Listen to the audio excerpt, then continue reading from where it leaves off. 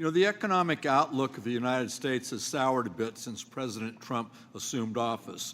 We've gone from record lows in unemployment, historic growth, and lowering inflation to unprecedented trade wars, volatile markets, and low consumer sentiment.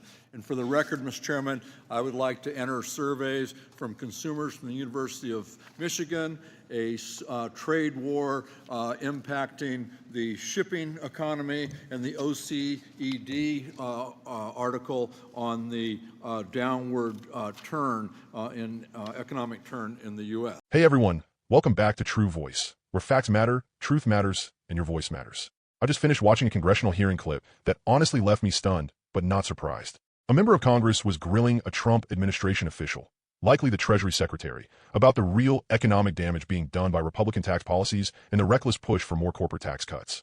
Let's watch. Without objection. Thank you. This is only made worse by the Republicans' big, ugly bill and the administration's proposed budget.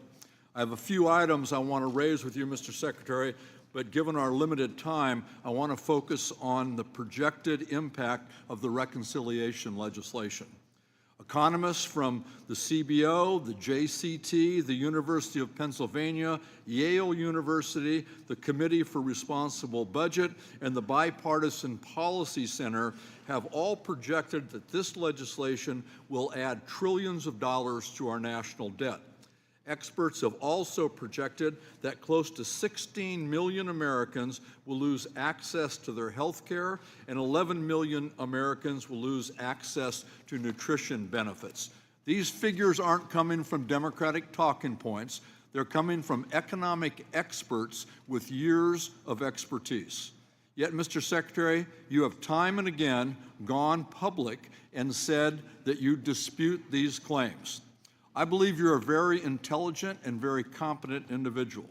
You're a Yale graduate, an adjunct professor, served as the managing partner of the George Soros Fund Management Office in London, and led Key Square Capital Management, a global hedge fund, and you're a billionaire. So the question I have is, why is it that you seem intent on disavowing any and all expert opinions that are inconvenient to your political agenda? Unfortunately, it strikes me that you are hell-bent on ignoring the warnings of any independent expert whose opinions may not serve your goals. When you worked in finance and your analyst told you that a proposal was a bad idea, I suspect that you listened to your analysis and didn't just accept the deal because the person proposing it said they were wrong and that their deal was a good deal. That would be wrong, it would be irresponsible, and it would be dangerous. I would submit that in the position that you have now, it is even worse. It's more wrong, it's more irresponsible, and it's more dangerous. Mr. Secretary, can you point to one independent study, one study performed by an expert PhD economist who is not on the payroll of this administration, that says that this legislation will not add to our national debt? Well, Congressman, if... Yes or no? Can you point to one? If we want to look at the CBO, which... No, I'm asking you, is there an independent expert that you can point to that says that this bill will not add to our national debt? Yes or no? Yes. There is? Yes. What are they? Art Laffer. Pardon me? Art Laffer. Art Laffer? Great. That I don't think that one counts. Mr. Secretary, did the 2001 Bush tax cuts add to our debt? Sorry? Did the 2001 Bush tax cuts add to our debt? Yes or no? Again, Congressman, yes or no? I think it's important to look at framing here. Okay, I'm reclaiming my time. It's clear that you're not going to answer the questions that are asked. And let me make it real simple for you. The Bush tax cuts added to the debt.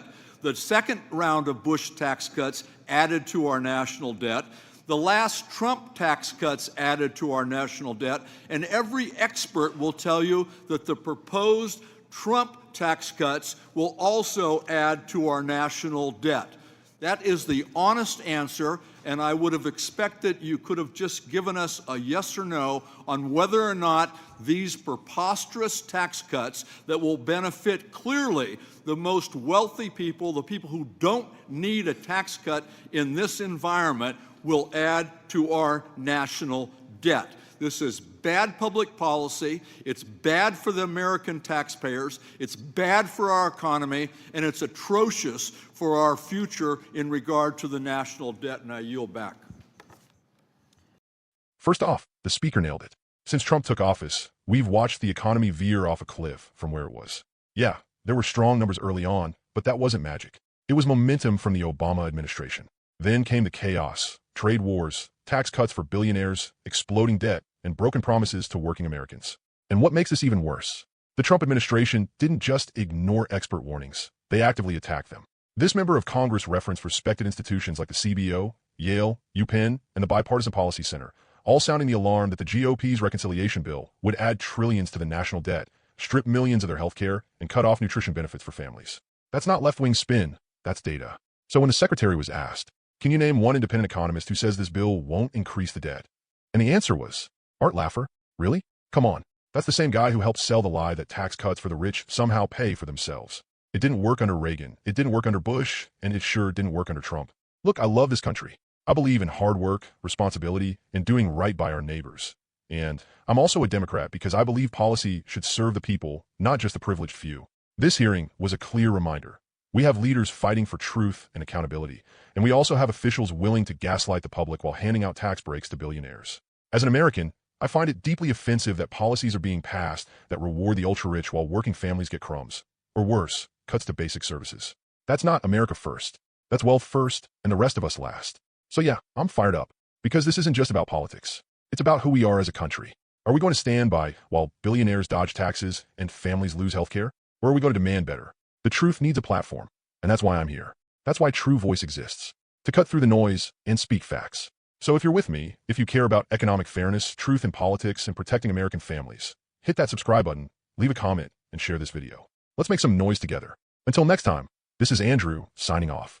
Stay loud, stay informed, and stay true.